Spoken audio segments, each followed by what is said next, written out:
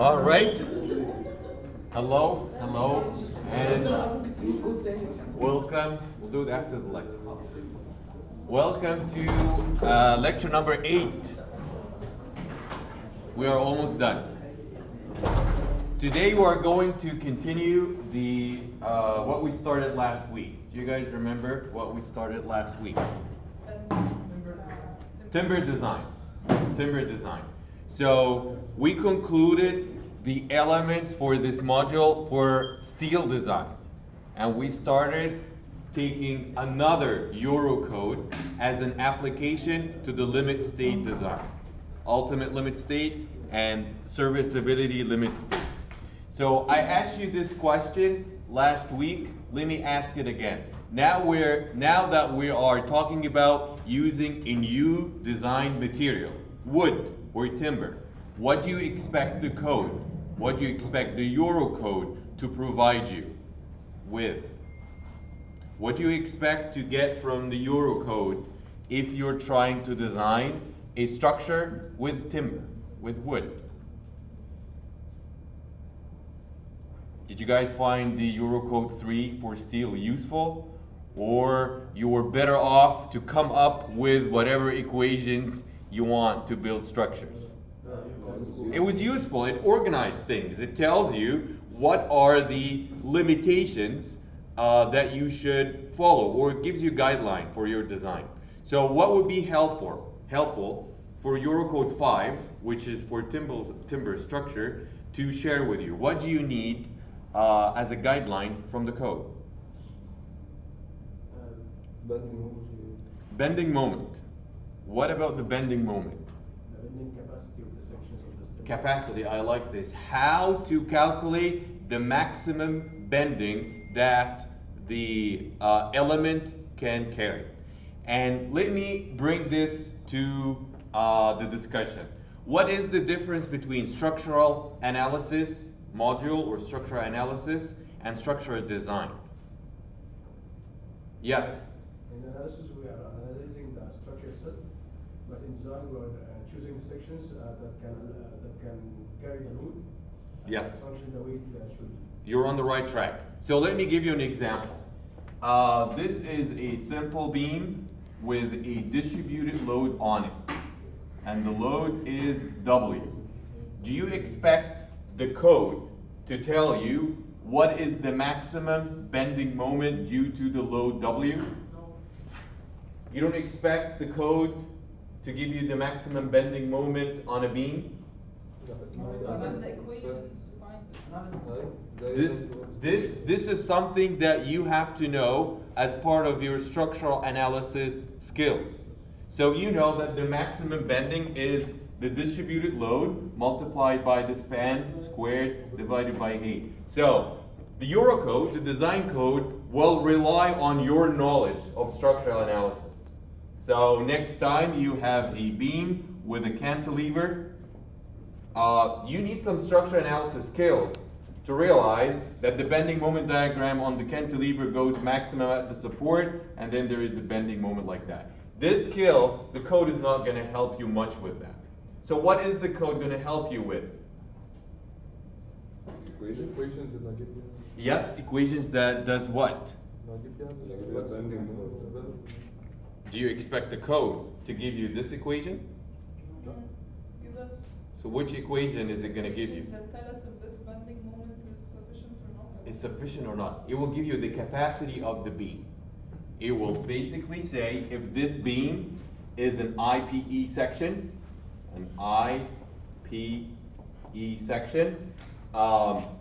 if the dimension is that much deep and that much width and some thicknesses, it will tell you what is the design bending moment, like the maximum resistance for design of this section.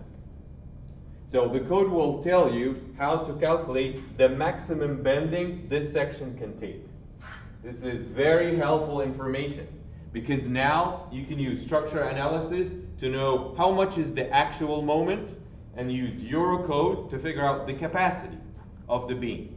And then what you want to do is use a section that has big enough capacity, bigger than the actual moment on your beam. Does that make sense? So there are few equations here that you expect to know from the analysis, structure analysis, and then we will use the code to figure out capacities and how to size the dimension. There's one more thing you will need to know from structure analysis. What are the stresses on the cross section? We already started this discussion for the plastic analysis and elastic analysis of a steel section. Long story short, there are two main distributions I want you to know. A beam under bending, a section over here, if the cross section is an I-beam, bending stresses will cause compression stresses at one side and tensile stresses on the other side. So I will put a reference line, and perpendicular, I will plot the direction and magnitude of stresses on that section. Stress is usually force divided by area. The bending stress due to bending or flexure equals the bending moment divided by I multiplied by Y. I is the moment of inertia. Y is the distance from the neutral axe to the top or bottom fibers. Can you guess what is the distribution of the stress across the cross section? Where is the maximum stress on this section due to bending? Top and bottom. At the very top, there is maximum stress. At the very bottom, there is maximum opposite direction stress. So how do you decide which one is tension and which one is compression? Positive bending, positive or sagging bending create tension at the bottom. So this is positive bending, which means a section near the midspan has positive here as like tension, and this is compression. If the section is within the elastic range, the distribution between maximum tension and maximum compression is linear. So that's the distribution of stresses. Actually, regardless of the material. Do you see any indication of the material here? Do you see an E or F yield or something like that? It just depends on the geometry of the cross section and the moment on it. This could be steel or it could be a wood. It could be like a wood section. This is like a wood section. So the stresses on it would look something like that. And that's what the code equation is trying to tell us. Calculate the stress on the cross section, sigma, using this equation, and divide it by the strength of wood or timber that you can find from the code. So now we would need to bring these two worlds together. You need to understand this equation from structure analysis. You need to consult the Eurocode to know how much wood can take. And we already covered this part last week. What we're going to talk about today is the shear design of a beam. I'll go quickly through the bending design. We'll do an example, but I want to start the discussion about shear design. Can you guess what is the shear stress distribution along the beam for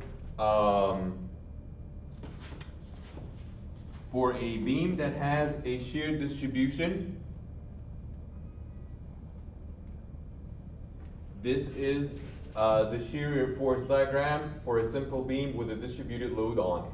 Where is the maximum shear? Near the support. Thank you very much. Where is the maximum bending?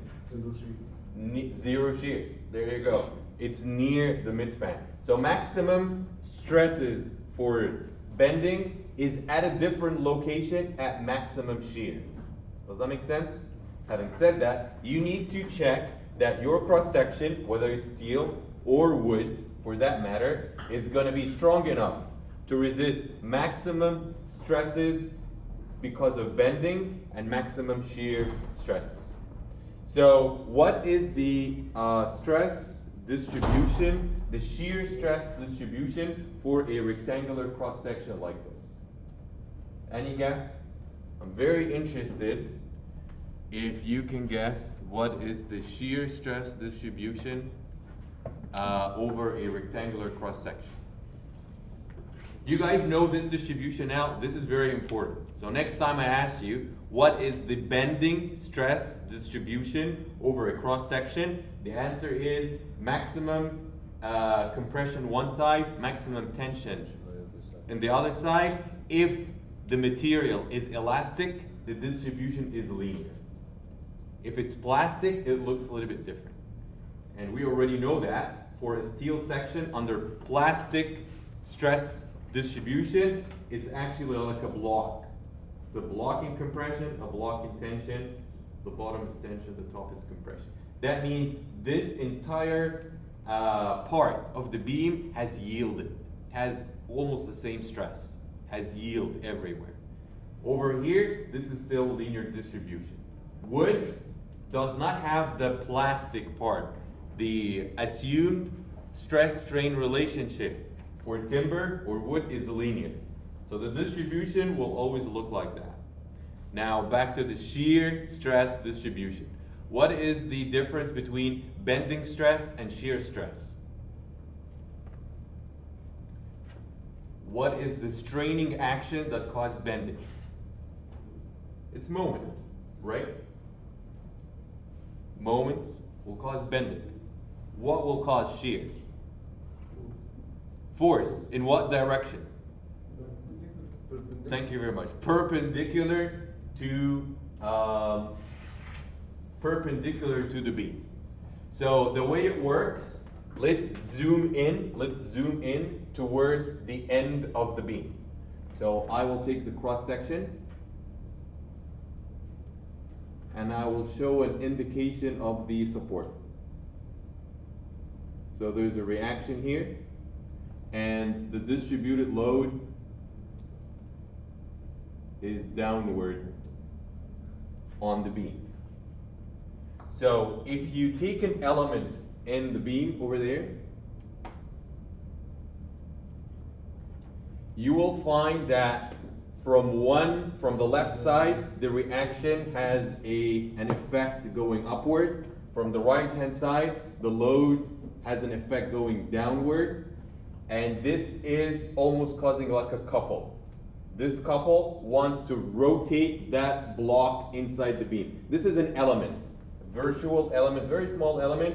It's sensing force from the left hand side going up, force from the right hand side going down. We know that two forces need to be equal for equilibrium, and if two forces equal at a distance, they cause rotation, because a couple. So is an element inside the beam, is it going to rotate inside the beam, or is it restrained from movement? It's restrained. It's surrounded by all the other elements of the beam. And therefore, there is an equal and opposite couple that keeps it in place. The vertical forces, these are called like the vertical shear. The horizontal forces, these are called like shear flow. They go parallel to the direction of the beam. There is a very important significance of this diagram. This might be a little bit advanced, but if you are introduced to this concept, it will serve you well in the future. These two forces, the component of it is like a force in this direction. The resultant of these two components is like a force in this direction. This, at very high stresses, will result into a crack perpendicular to these two forces, usually at an angle. You see how this crack is at an angle? This is the telltale sign, especially if it's close to the support, that this is a shear crack or failure due to shear. Yes? 45 degrees? It's around that. It depends on the material. If this is concrete, it depends on the bond between the aggregate and the cement. If it's wood, it could depend on the fibers, any flaws or knots in the wood beam. Steel, it's very difficult to rupture steel, so So it will most likely result into either crumbling of the web, crushing of the web, or warping or yield, because steel is very strong in tension. So crack needs tension force. Concrete will usually show this behavior. So back to what I'm trying to say here. This vertical force will have a distribution across the cross section. Before I show you the diagram, anyone wants to guess what is the shear distribution, which is vertical force perpendicular to the surface of the cross section? For a rectangular cross? Maximum center. Yes. It goes in the same direction from up and down. Yes, that's a very good guess. I guess you're referring to like an I section. This is where there is a variation, but if it's rectangular, it's very smooth. There is maximum shear stress at the neutral axis, and then it's curved. The distribution is like curved. So what is the magnitude of the maximum shear stress? Most textbooks will give this symbol for shear stress and sigma for bending stress. Different textbooks might use different things. So the Eurocode here will use sigma for bending stress. The distribution looks like this. You calculate it using this equation, and this symbol for the shear stress. What is the magnitude of maximum shear stress? It's 3 divided by 2, the total shear on the cross section. This is the shear at this section divided by the area of the cross section, which is the width times the height. It's very simple.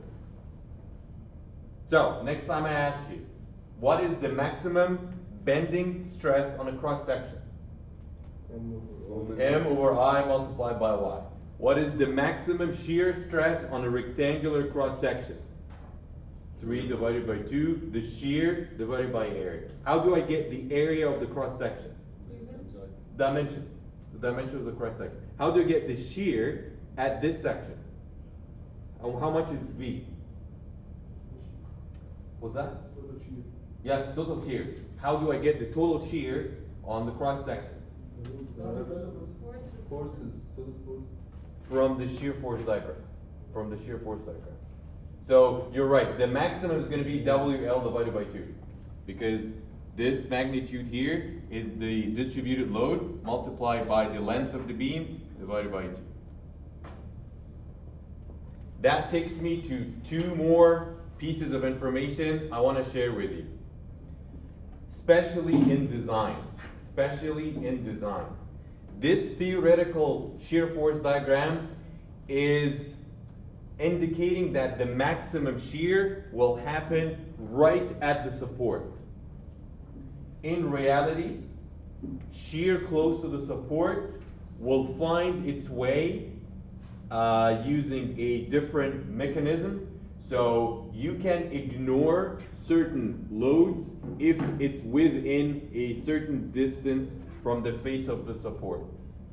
So just keep this in mind, that when you're designing something, you don't need to take the shear force at the center line of the support. You can take it either at the face of the support or at a distance that equals the height of the beam. This can help you a little bit, because rather than designing the beam for WL squared over 2, this might actually be the design force. You offset the diagram by the face of the support, the face of the column, or the depth of the beam. It depends on what you're trying to design, and the code is very clear about this. Because if you reduce the force, that might result into a not very conservative design. So always follow the code. Don't reduce any forces unless you can actually read the specific clause in the code that tells you to do that. All right? So let me recap really quickly. bending stresses comes from this equation. Shear stresses come from this equation. What is the capacity of wood in bending? The code says it's Fm for about the y or z axis for design. So what are all these factors? This looks like more complicated than it needs. The bottom factor is a factor of safety, depends on wood. For steel, it used to be 1. Which material you think should have more factor of safety? Steel or timber? Do you want to consider more factor of safety for timber? Why is that? Lower strength? Because you can Could be. control the properties of You can control that's exactly it. The variation in the species of wood differs between trees. Not all trees are the same, but if you're manufacturing steel, you can have quality assurance and you can bring consistent results or consistent properties to your product. Okay, so this is going to be a common theme in wood. K1, 2, or 3, or K modified, K mod, K system, KH. These Ks are factors that takes into account different things. It takes into account the service class. Service class of wood means, is it going to be exposed to water? Is it outside? You're building something outside or inside? The system factor means, is there other elements helping your beam, or your beam is just acting alone? If this was a beam by itself, you probably will take the K system as 1. If this was a floor system with a lot of joists spaced tightly together, there is more than one element that helps each other. So this can be actually more than one. It will help the resistance. KH, most of the testing, most of the quality control is done over a certain depth of wood section. If your wood section has a different variation in depth, you need to take that into account. And if it's bigger than 150 millimeter, you can take it as 1. So what is that factor over there, FMK? It's very confusing to compare wood to steel, but I want to say this is the equivalent of F yield. Wood does not yield. There is no such thing as yielding of wood. But by now you understand that most of code equations, they have F yield in them, because you need to tie the strength to the maximum stress. This is the maximum tensile stress that wood can take. You get that from the code equations. So, if you're trying to design the beam for shear, this is what Eurocode 5 is suggesting. Make sure that the shear stress on the cross section is less than the shear capacity of wood. That is the design equation. It's very small, but you will start asking a lot of questions. Well, how much is the shear stress? How much is the shear stress on a cross section? Well, structural analysis can answer that. The maximum shear stress is 3 divided by 2, or 1.5. The factored shear force divided by the cross section. And that's what this equation says. The shear stress due to the applied load is 1.5 design shear, the effect design shear divided by the area. So how much is the shear capacity of wood?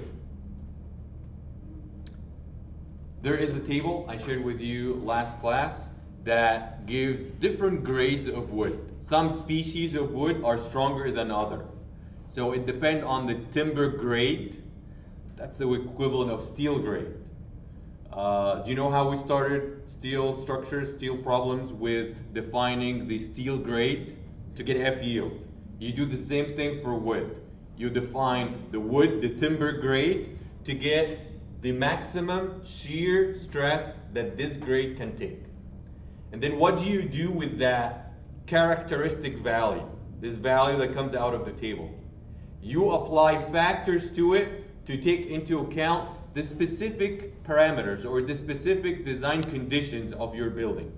Is your building going to be outside, exposed to water, or not? Are the loads on your structure, are they long-term, they are permanent loads, or these are live loads? They will be applied for some time and then relieved for some time. That's because if you apply a heavy load for a very long time, there is a creep. There is a creep factor into it, which is deformation with time. It's a time-dependent phenomenon or property of material. Creep is more deformation under the same load, but with time. So you need to take that into account. What if your structure has a storage part? So you'll have a lot of weight for a long time. Then your member might be exposed to creep. If the structure is exposed to our weight, we have a class, we spend here like an hour, the class is over, all the live load is gone. So what's the time category for live load? Is it long term or is it like short term, medium term? Short, medium term. So that's the function of K mod. So you need to look up the table for K mod. Eurocode 5 has a table that tells you based on the class, based on the type of wood, which K mod you use. All right, so the check for shear is pretty straightforward. You just need to satisfy these conditions. This is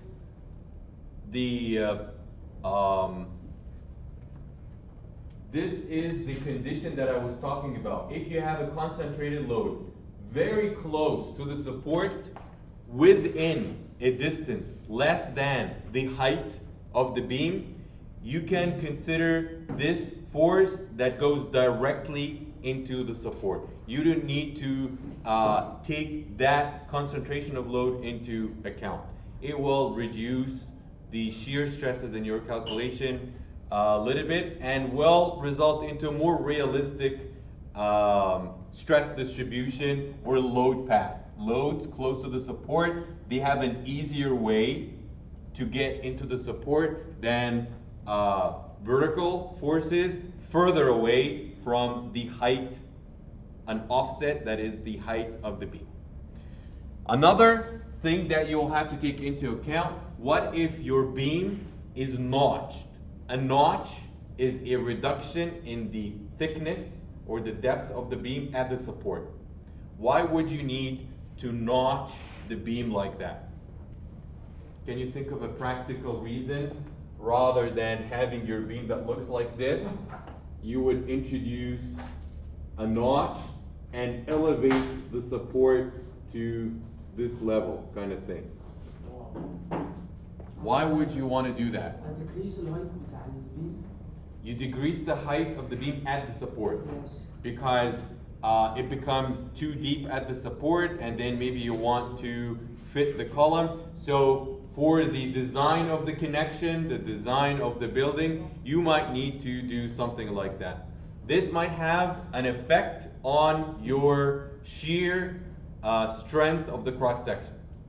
So if there is a notch, when you're applying the design equations, you need to look at the support condition. If it has no notch, you apply the equations in the previous slide. If there is a notch, you ask yourself a question. Is the notch at the same side as the support or the opposite side? This diagram, the notch is on the opposite side of the support. Do you see how the notch is on one side and the support is on the other? In this case, there is no reduction. You just use the equations as before. The new factor KV takes into account a notch in the beam at the support that is at the same side as the support. So if the notch is on the bottom and the support is at the bottom, you need to take into account the geometry of this notch. And you can do that by calculating the factor K V. So what are the parameters that control KV? Yes, it's the geometry of the notch. The height of the cross section, the slope of the notch, the ratio or the relationship between the full height and the effective height. So what is the effective height? It's the reduced height. The notch will reduce the height. So the effective height is like small h, the full height is the whole thing, and then you will need to calculate. What's x? X is the straight part of the notch, the distance from the center line of the support to the straight part of the notch. The notch goes straight, and then there is like a slope part into it. What is Kn? What is Kn? Kn is a factor that depends on the type of wood, the type of timber. This is something we talked about last week. There are main categories of timber, either solid timber, or sawn. It's basically a tree trunk that you saw it into basic pieces. Or LVL. This is an engineered product made out of smaller pieces of wood glued together. And glulam, this is another type of wood where you have layers of wood glued together to have a bigger section. So it depends on what type of wood you're using. This will affect your Kn. All right, so this pretty much concludes what you need to account for if you're designing for shear. The discussion we had at the beginning was how you design for bending. Do you have a question? KV دي reduction shear. Yes. KV. XLT. Yeah. You can compare it to the reduction factor when you're doing buckling, but this is a reduction in the stress. It's always less than 1. So if it turned out to be bigger than 1, don't. There you go. Then if it turns out to be bigger than 1, you just use KV as 1. So what do you do with KV? You multiply it by the maximum shear stress that wood can take, so that you reduce it. Yes? هو اصلا في الرول مكتوب KV والايكويشن bigger than KV bigger than 1. That's the one. No, the equation, the KV is less than or equal this number. Does that make sense? So KV is less than or equal this number. These are the factors that you need to take into account to design for shear and design for bending. Is there anything else you need to check before you put your stamp, put your seal on the design, and you send the drawings for the workers on the construction site to build it? Deflection. Do you guys want to check deflection for a wood beam, or you would just like design it for bending and shear and hope it's not going to move too much? I think you need to design for deflection. So this takes us back to the limit state design philosophy. There is ultimate limit state. You design it for bending and shear. Factored load, reduce factor of safety in the material strength. Ultimate limit state. It has to do with the failure of the beam. There is also service limit state. It has to do with the beam functioning properly or having adequate deformation, not too much deformation, otherwise it could damage the finishes of the ceiling. Especially if this is a residential home and you have like a plaster or some sort of ceiling finish. If there is too much deformation on the ceiling, it could break the lighting and break the finishes. So you want to check that as well. So, how do you check deflection? Remember in your experience for the times I've asked you to check deflection. How do you check deflection? How do you check deflection? What do you need to make sure deflection is okay or not okay? Dead loop factor 1 plus like Dead load, service load, okay, and then what are you gonna do with the service load? That's a good point. You don't use factored load. So you need to go back and check that your loads are not factored. Apply So good equation compared to the maximum allowable limit that is specified by the owner or the code. Yes. According to the. yes, you will need that for sure. You will need some guideline in the code or in the national sections, the national annex of each code will say, in this part of the country, we recommend that deflection doesn't increase or doesn't exceed these limits. So you basically need two things. If I understand correctly, one of them is how much is too much deflection. The code tells us that. How much is too much deflection? It's usually a ratio or a percentage of the span. The length of the beam will take a ratio like the span over 250, for example, or span over a certain percentage. That's the maximum deflection that you shouldn't exceed. So how do I make sure that the beam doesn't exceed that allowable deflection? Calculate the actual deflection of this section with the specified load and compare to that one. Yes, yes, that's right. Any other thoughts?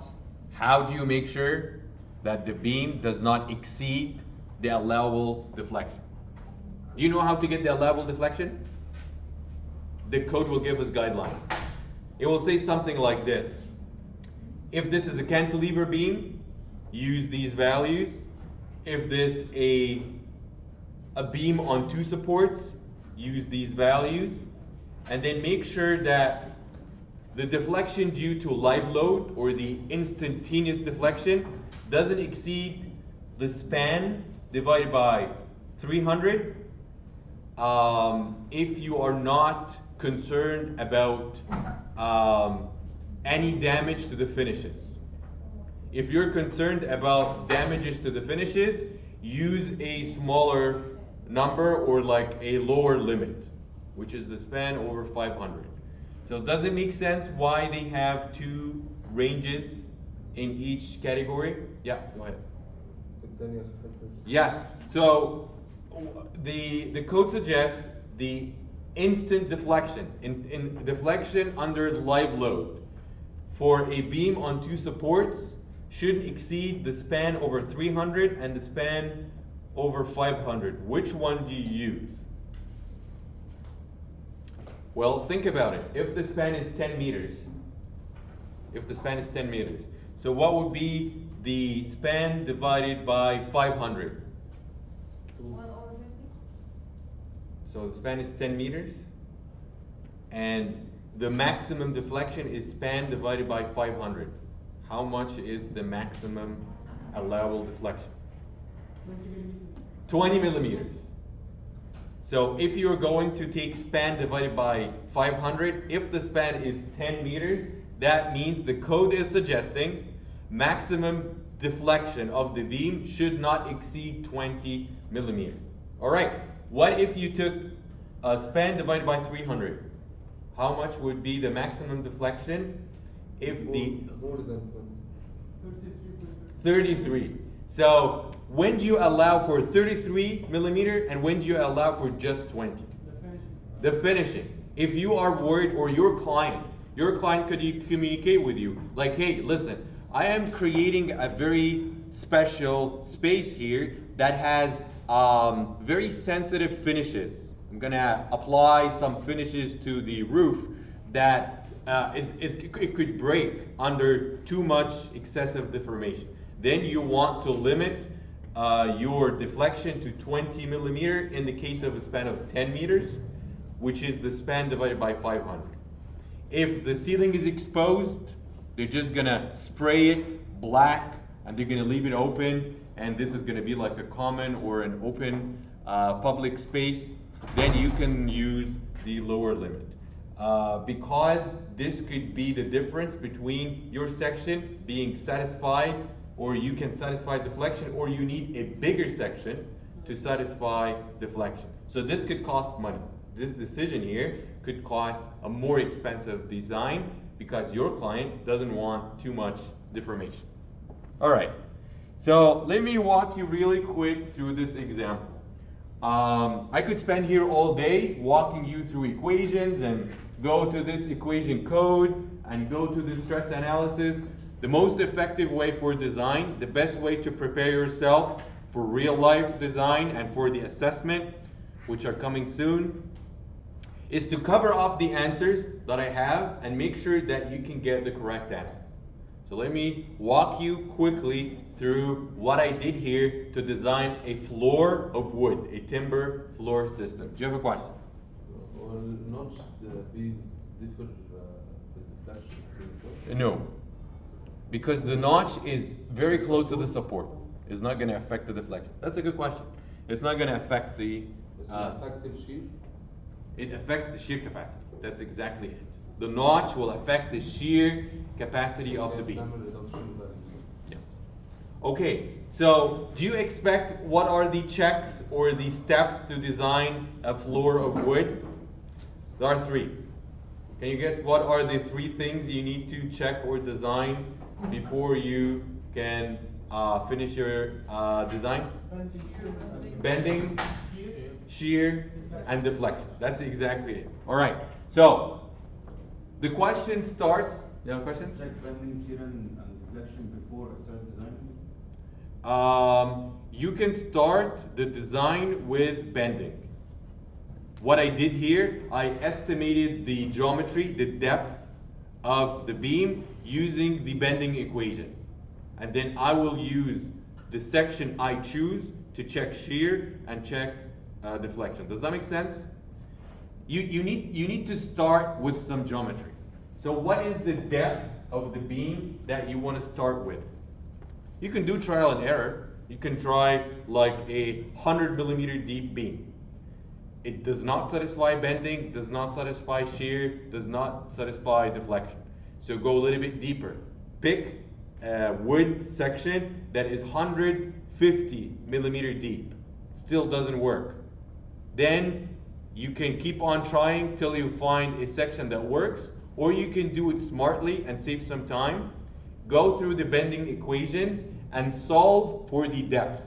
See how much is depth, how deep is the wood section that would satisfy bending, and then check that section for shear and deformation.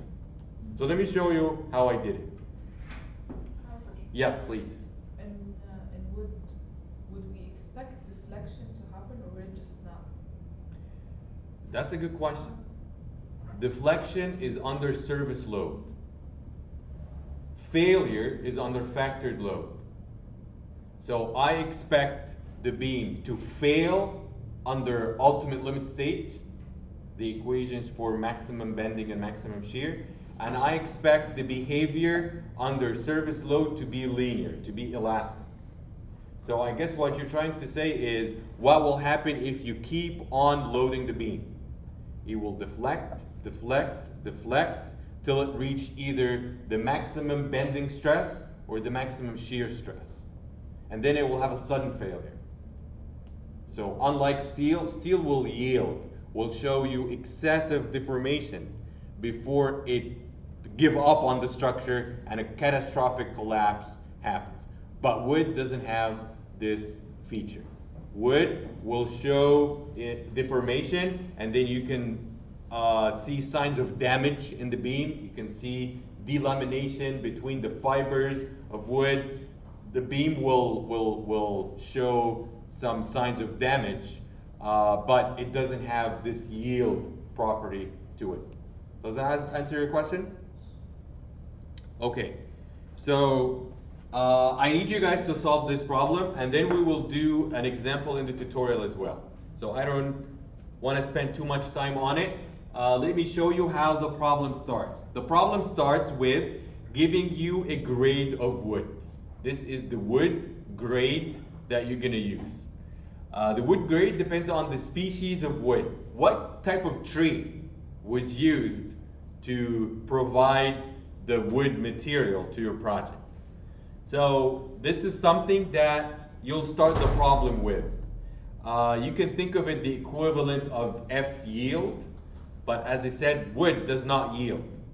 And also there is another property of wood. I think it's very important to understand. If I can get your attention for a minute, I think this is worth your time.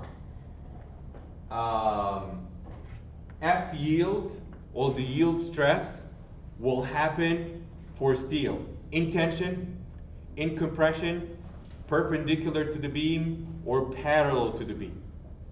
Pretty much, steel is very strong. It will resist up to yield in any kind of stress direction. Wood is not like that. If you take a cross section in a tree, you'll find the fibers of wood. The tree trunk is much stronger parallel to grain compared to perpendicular to grain. That's why the grade of wood does not give you just one number to use in design.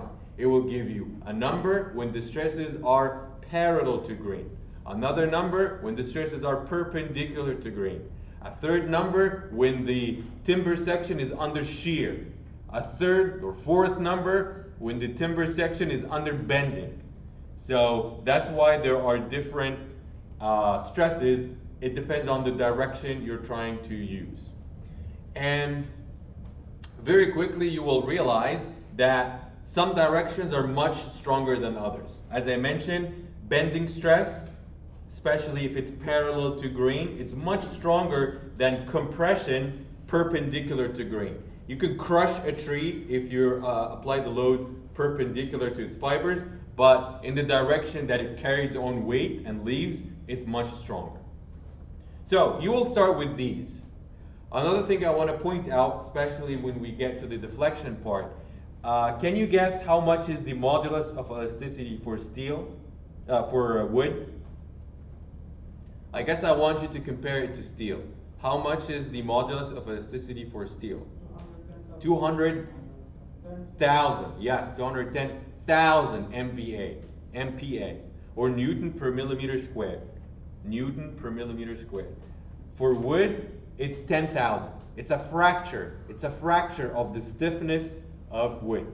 That's why when we check it, we will take an additional factor that we don't normally take in steel. I'll show you in a minute. So here's what I did. I need permanent load or dead load. It comes from the description here, the self-weight of wood, the self-weight of the joists, the self-weight of the finishes or the plasterboard.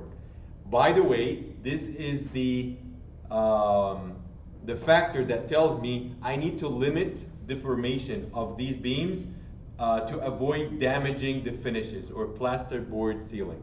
So if you're designing a problem that has finishes on the underside, don't allow too much deformation for these beams. If this board was not there, that means it's probably exposed or it's not visible. There is like a false ceiling away from it. Then you might get away with allowing a little bit more deflection. So what do I do with the dead load and live load? Use the factors, the code ultimate limit state factors. 1.35 dead, 1.5 live, to get the ultimate limit state factored load to do bending design and shear design. What is the maximum bending on a beam? It's WL squared over 8. When you go through my calculations, you will realize that F.D. is the distributed load multiplied by the length of the beam. So I just combine these two in one element. It's exactly the same formula. So what do I do with the maximum bending on the cross section?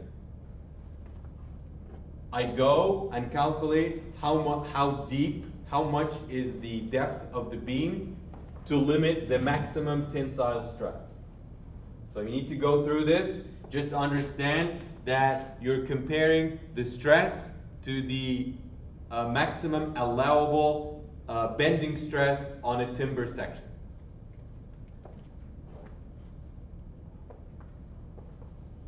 This is the deflection check I was talking about. We are very used to calculating the deflection, the maximum deflection of a beam of a simply supported beam under a uniform load. I'm almost done. If I can get your contribution here, do you guys know how to calculate the maximum deflection of a simple beam under a distributed load? WL squared over 8 is the maximum bending. 5 WL Yes. 4 over 284 ER. Thank you very much. I know it's a bigger formula, but it's very common. It's very useful to know what is the maximum deflection. WL to the power of 4 divided by EI. You will need this. You will need this. You will need to know what is the maximum deflection of a system. Do you agree? Anyone disagrees that this is the maximum deflection of a distributed load on a simple beam? There you go. So, the example I used is for a simple beam with a distributed load, which fits this load configuration. Simple with a distributed load. And there you go. This is the bending or the deflection due to bending. This is the formula. 5 divided by 384 W L to the power of 4 divided by EI. All right, this part is new because the modulus of elasticity of wood is way smaller than steel. Even shear deformation will cause deflection. So not just bending, deformation will cause deflection. I need to also account the shear deformation because the modulus of elasticity of wood is very small.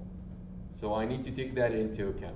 So what is the formula for the shear deformation for a simple beam with a distributed load? It's in this table. So this table shows you deflection due to bending formula and deflection due to shear, and you just need to add the two together.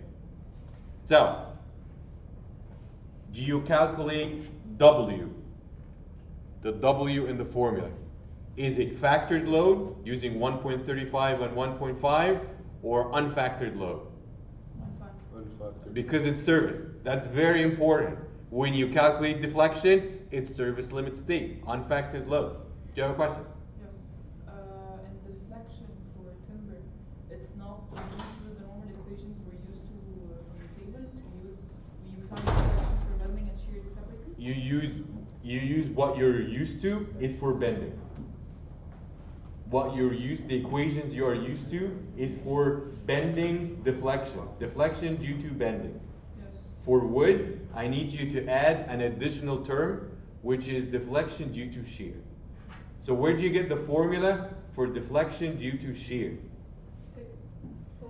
The right-hand column of this table. The right hand is deflection due to shear. The left hand is deflection due to bending, which you will find in structure analysis. And these are the formulas that we've been using them so far. Okay. One last step in deflection. You need to account for the effect of creep. Creep is the long-term loading of the beam. Dead load, is the dead load going to stay longer on the beam compared to the live load, or live load will stay longer? Dead load is longer. So I need you to look at this equation here. This equation says, get the deflection due to dead load, and then add to it 80% or 0.9 more. Add 80% of the deflection more to account for long-term deflection. And then this becomes your final deflection. So we add this to the bending and shear. Exactly. That's exactly it. So you get deflection from bending and shear. You add to it 80% more to account for creep and long-term deformation. So, do you need to add that much for live load? Dead load, you add 80% more. Do you expect live load? It needs also 80% of live load, or more or less? Yes. I think less, because live load is not going to stay as long. This is to account for the effect of creep. Creep happens over time. So the longer the load is sitting on the beam, the bigger the effect of creep. So long story short, you need to account for creep for dead load and live load separately. Dead load, you add 80%. Live load, you add 30% of the 80%. So these are actually factors in the code that you get them from tables. So I need you to go back to these tables in the code, see what the table is about, see the location of this factor in the beam, in the equation, and you will realize that it's doing the effect that we just talked about.